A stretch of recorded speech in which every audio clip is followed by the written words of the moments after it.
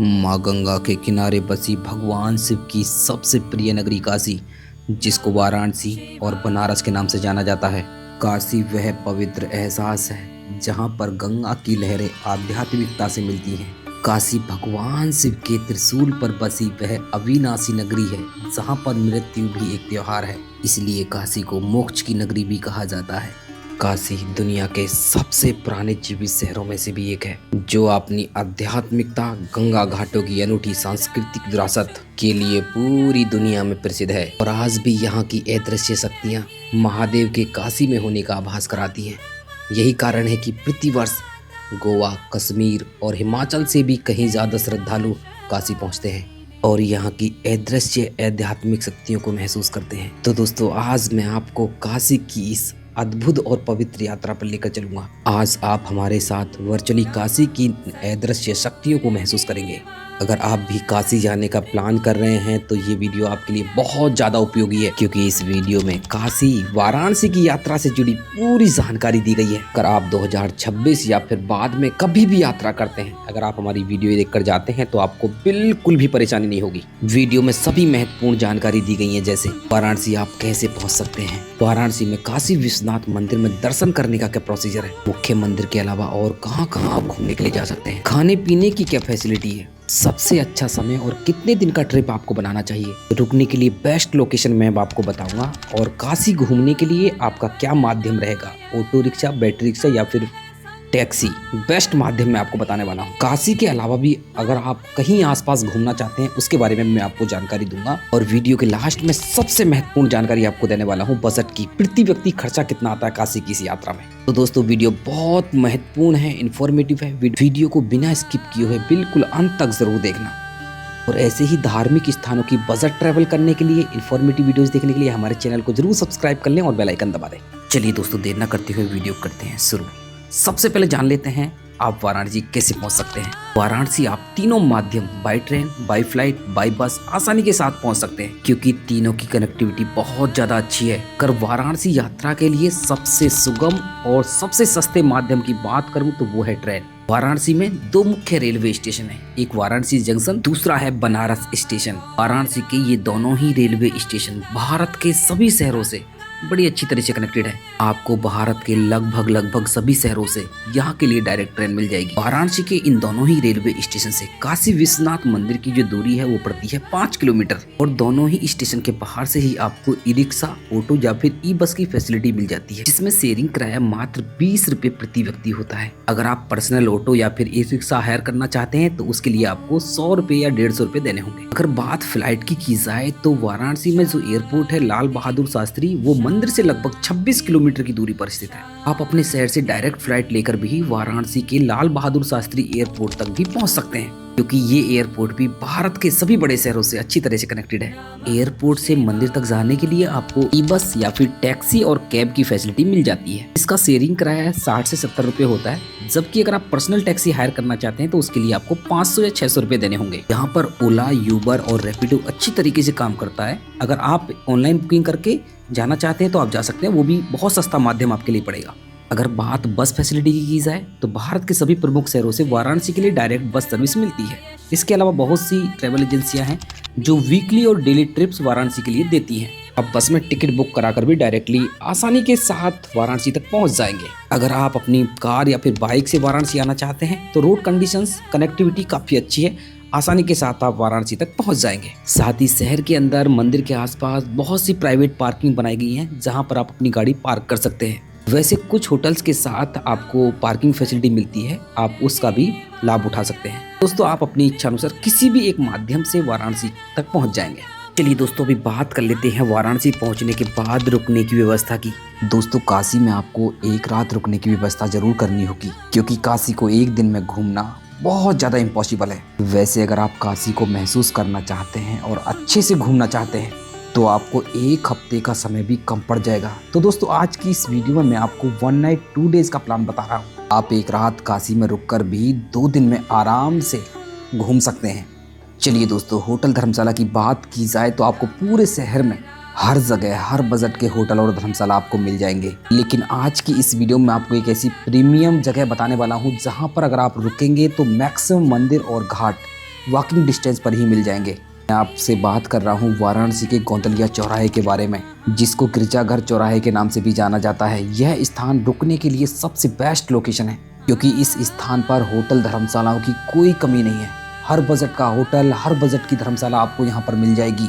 और तो और अगर आप अकेले यात्रा कर रहे हैं, यहाँ पर आपको हॉस्टल डॉर्मेट्री फैसिलिटी भी आपको मिल जाती है। यहाँ पर आपके लिए धर्मशाला 500 रुपये से शुरू होती है, जबकि होटल्स के रेट 800 रुपये से शुरू होते हैं। अगर आप डॉर्मेट्री लेना चाहते हैं तो पर बेड की कीमत यहाँ पर 200 से 300 रुपये है। अगर आप पीक सीजन में वाराणसी आ रहे हैं तो मैं आपको एक आइडिया बताता हूँ। गदौलिया चौराहे के मेन रोड पर आपको जो होटल धर्मशाला है वो थोड़ा कॉस्टली आपको मिलेंगे। आप गदौलिया चौराहे के आसपास छोटी छोटी गलियों में जाकर अपना स्टे बना सकते हैं, क्योंकि हर एक गली में आपको बड़ी बड़ी धर्मशालाएं और गेस्ट हाउस मिल जाएंगे, जिनके रेट पीक सीजन में भी एकदम से नॉर्मल रहते हैं। वैसे मैं आपको बता देता हूँ, आप रेलवे स्टेशन बस स्टैंड से गदौलिया चौराहे के लिए आराम से ऑटो रिक्शा, बैटरी रिक्शा पकड़ सकते हैं। बहुत बड़ी संख्या में ऑटो रिक्शा, बैटरी रिक्शा यहाँ पर आते हैं, जो आपसे 30 रुपये प्रति व्यक्ति शेयरिंग में लेते हैं।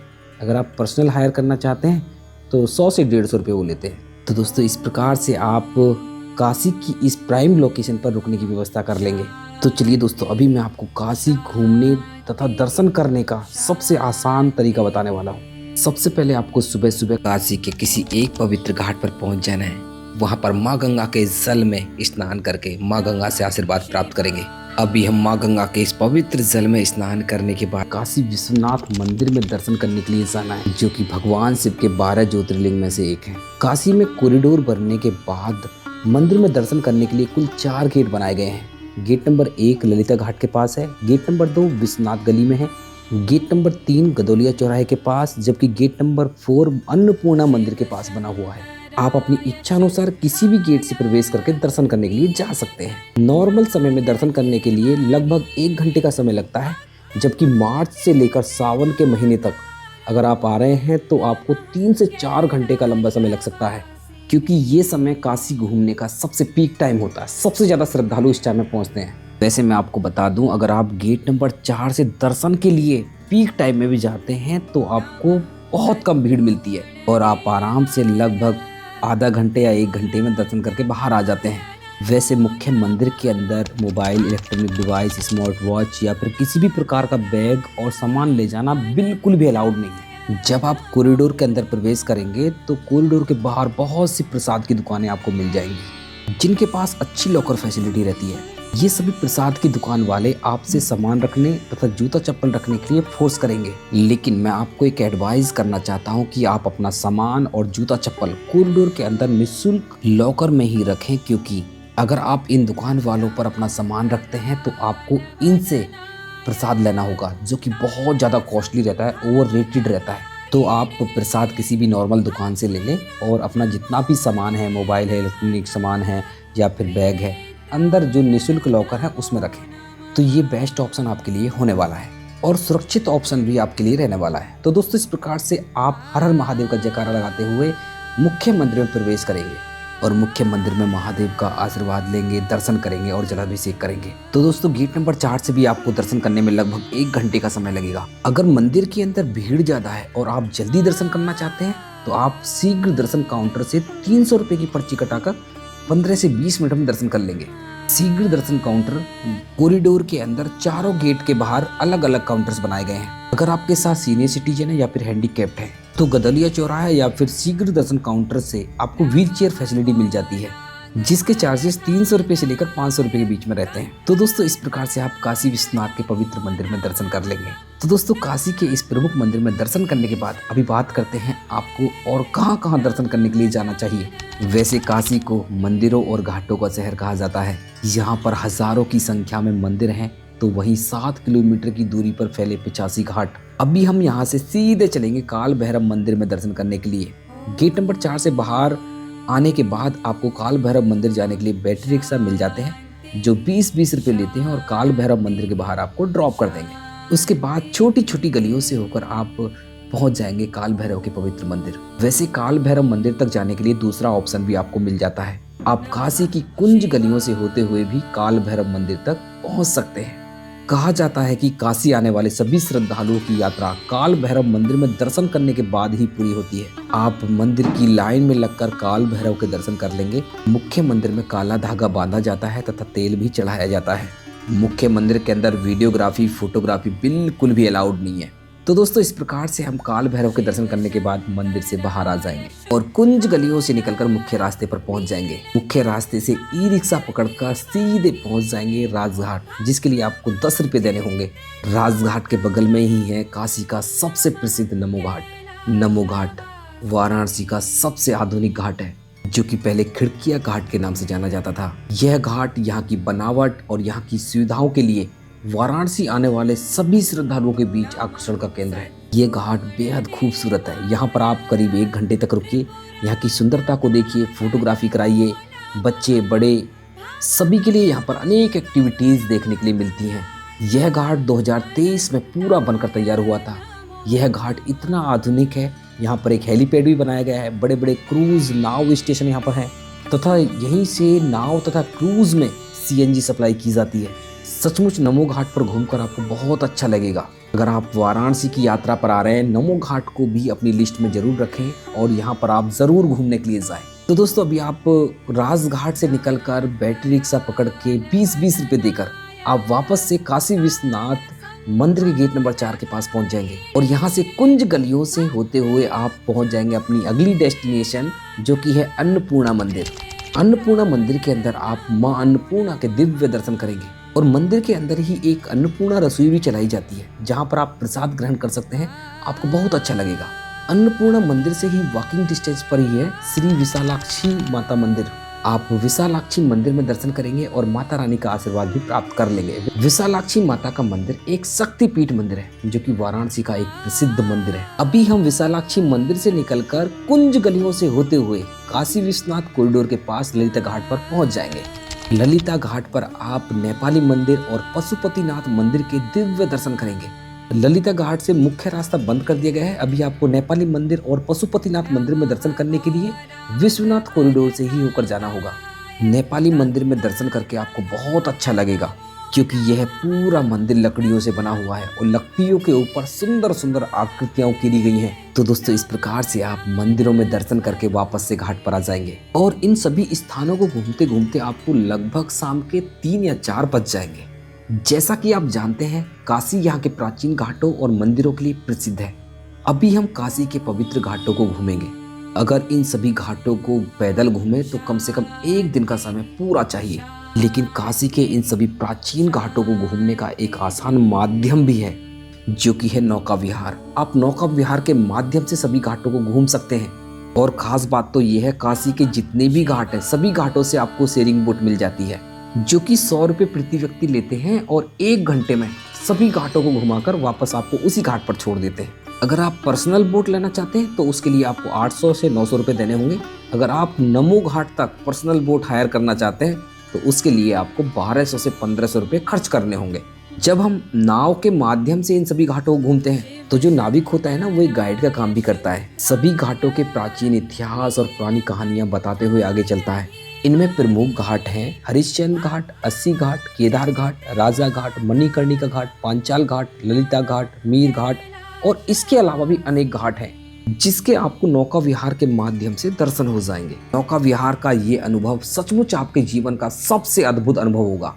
आपको काशी की यात्रा में यह नौका विहार जरूर करनी चाहिए। नौका विहार के बिल्कुल लास्ट में आपको मणिकर्णिका घाट के दर्शन होंगे।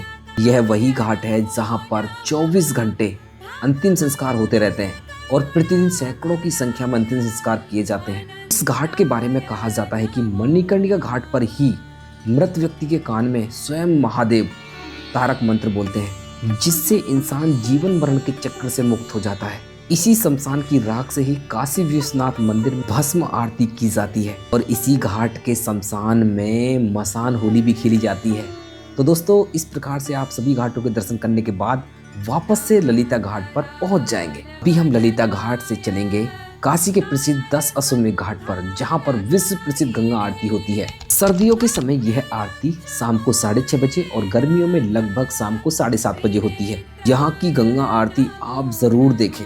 आरती देखने के लिए बहुत से लोग घाट पर बैठकर आरती देखते हैं, जबकि ज़्यादातर लोग नाव या फिर क्रूज की रूट पर बैठकर आरती का आनंद लेते हैं, जिसके लिए उनको 100 या 150 रुपये का टिकट लेना होता है। यहाँ की ये अद्भुत आरती आपको जरूर देखनी चाहिए, सचमुच आपको बहुत अच्छा लगेगा। गंगा आरती समाप्त होने के पश्चात आप वापस से ललिता घाट या कॉरिडोर घूमने जा सकते हैं, क्योंकि रात के समय यहाँ पर लाइटिंग बहुत अच्छी लगती है। साथ ही रात के समय यहाँ पर लेजर शो भी किए जाते हैं। अभी हम रात के समय काशी के इन सुंदर बाजारों को घूमेंगे, साथ ही यहाँ आप शॉपिंग भी कर सकते हैं। यहाँ की बनारसी साड़ियाँ देश विदेशों में प्रसिद्ध है और आप इसी बाजार में डिनर भी कर लेंगे। अगर वाराणसी के अंदर खाने पीने की बात की जाए तो यहाँ पर आपको सभी प्रकार का भोजन बड़ी ही आसानी के साथ मिल जाता है।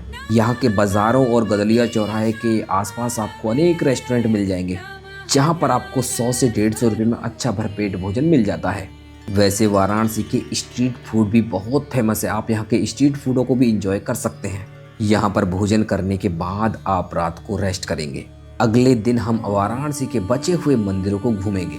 अगले दिन सुबह आप सुबह गदलिया चौराहे पे आ जाएंगे और यहाँ पर आप ई रिक्शा या ऑटो हायर कर लेंगे, कि आज जहाँ हम घूमने के लिए जाएंगे ये सभी मंदिर काशी विश्वनाथ मंदिर से 3 से 12 किलोमीटर की दूरी पर स्थित है, जिसके लिए आपको पर्सनल ऑटो या फिर ई रिक्शा हायर करना होगा और आपको 800 से 1000 रुपये में आराम से मिल जाएगा। और ये आपको 7 से 8 मंदिर साथ में सारनाथ के भी दर्शन कराएगा। अगर आप अकेले हैं तो आप इन मंदिरों को और सारनाथ को शेयर ऑटो की सहायता से भी घूम सकते हैं, या फिर परेशानी से बचने के लिए किसी अन्य यात्री के साथ आप शेयरिंग ऑटो कर लें। तो दोस्तों अभी हम सबसे पहले जाएंगे बनारस हिंदू यूनिवर्सिटी। यहाँ पर आपको न्यू विश्वनाथ मंदिर के दर्शन होंगे, जिसे बिरला मंदिर के नाम से भी जाना जाता है। यह BHU कैंपस के मध्य बना विशाल और सुंदर मंदिर है।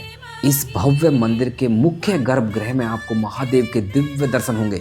इस भव्य मंदिर के अंदर और भी अनेक देवी देवता विराजमान हैं, जिनके आप दर्शन कर सकते हैं। मंदिर के चारों ओर सुंदर सा पार्क बनाया गया है, जहां पर अपनी फैमिली के साथ आप कुछ समय व्यतीत कर सकते हैं, आपको बहुत अच्छा लगेगा। सचमुच BHU के अंदर बना विश्वनाथ मंदिर बहुत ही सुंदर और दिव्य है। आपको अपनी वाराणसी यात्रा के दौरान यहाँ पर दर्शन करने के लिए जरूर आना चाहिए। अभी हम बनारस हिंदू यूनिवर्सिटी से निकलकर पहुंच जाएंगे संकट मोचन हनुमान मंदिर। संकट मोचन हनुमान मंदिर वाराणसी का सबसे प्रसिद्ध मंदिर है।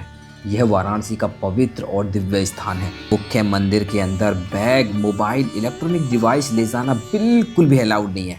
आप अपने इस सभी सामान को मंदिर के बाहर बने फ्री लॉकर्स में जमा करके मंदिर में दर्शन करने के लिए जाएंगे। मुख्य मंदिर के अंदर आपको बजरंगबली के बड़े ही दिव्य दर्शन होते हैं। मंदिर के अंदर जब आप दर्शन करेंगे तो आपको पॉजिटिव वाइब्स आएंगी। बहुत पवित्र स्थान है, आपको जरूर जाना चाहिए।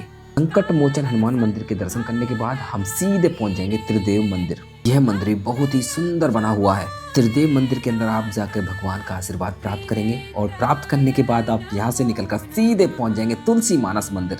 तुलसी मानस मंदिर के अंदर भी आपको भगवान श्री राम के अद्भुत और दिव्य दर्शन होंगे। तुलसी मानस मंदिर में दर्शन करने के पश्चात हम पहुंच जाएंगे दुर्गा माता मंदिर। दुर्गा माता मंदिर वाराणसी का एक प्रसिद्ध मंदिर है। यह मंदिर बहुत ही सुंदर और अलौकिक है। मंदिर के अंदर माता रानी के दर्शन करके माता रानी का आशीर्वाद प्राप्त कर लेंगे। मुख्य मंदिर में आपको बहुत शांति महसूस होगी। नवरात्रियों के समय यहाँ पर लाखों की संख्या में श्रद्धालु दर्शन करने के लिए पहुँचते हैं। मंदिर के साइड में ही बड़ा सा दुर्गा कुंड बना हुआ है, जहाँ पर आप कुछ समय बिता सकते हैं। इसी एरिया में आपको और भी अनेक मंदिरों के दर्शन होंगे, जैसे मणि मंदिर, भारत माता मंदिर, इस्कॉन मंदिर। आप इन सभी मंदिरों के भी दर्शन कर लेंगे। तो चलिए दोस्तों, अभी हम इन सभी मंदिरों के दर्शन करने के बाद चले जाएंगे सारनाथ, जो कि यहाँ से लगभग 12 से 15 किलोमीटर की दूरी पर स्थित है। सारनाथ वही स्थान है जहाँ पर बुद्ध ने ज्ञान प्राप्त होने के बाद अपना पहला उपदेश दिया था। यह स्थान बौद्ध धर्म का सबसे पवित्र स्थान है। यहाँ पर आप बुद्ध स्तूपा, बुद्ध मंदिर और म्यूजियम में अद्भुत दर्शन करेंगे और सचमुच आपको सारनाथ घूमने में बहुत अच्छा लगेगा और एक अलौकिक शांति का आभास होगा। और वाराणसी की यात्रा पर आने वाले ज्यादातर यात्री यहाँ पर दर्शन करने के लिए जरूर आते हैं और सचमुच आपको भी सारनाथ जरूर आना चाहिए। तो दोस्तों, ये थे वाराणसी के सभी प्रमुख स्थान, जिसको आपको वाराणसी की पवित्र यात्रा के दौरान कवर जरूर करना चाहिए, घूमना जरूर चाहिए।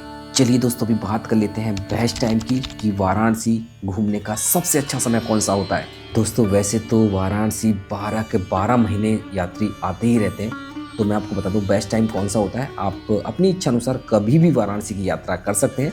वैसे मार्च से लेकर जुलाई अगस्त तक भारी भीड़ काशी के अंदर देखने के लिए मिलती है, तो आप इस समय को छोड़ सकते हैं, बाकी समय आप कभी भी आ सकते हैं। चलिए दोस्तों, अभी जान लेते हैं काशी की इस पवित्र यात्रा में आपका प्रति व्यक्ति कितना खर्चा होगा। तो दोस्तों मान के चलते हैं आप एक रात स्टे काशी में करते हैं और 2 दिन रुकते हैं, 2 दिन पूरा घूमकर आप अपने गांव शहर वापस चले जाते हैं। अगर आप अकेले हैं, डॉर्मेट्री में रुकते हैं, नॉर्मल जगह भोजन करते हैं और शेयरिंग ऑटो से ये सभी स्थान कवर करते हैं, तो कुल मिलाकर आप 700 या 750 रुपये में पूरा काशी घूमकर अपने गांव शहर वापस चले जाएंगे। इसमें काशी तक आने तथा काशी से जाने का कोई खर्चा इंक्लूड नहीं है। आप अपने बजट के अकॉर्डिंग काशी तक आ सकते हैं और काशी से जा सकते हैं। तो दोस्तों ये थी वाराणसी की पूरी इन्फॉर्मेशन। मैं आशा करता हूँ वीडियो आपको अच्छी लगी होगी, इन्फॉर्मेटिव लगी होगी।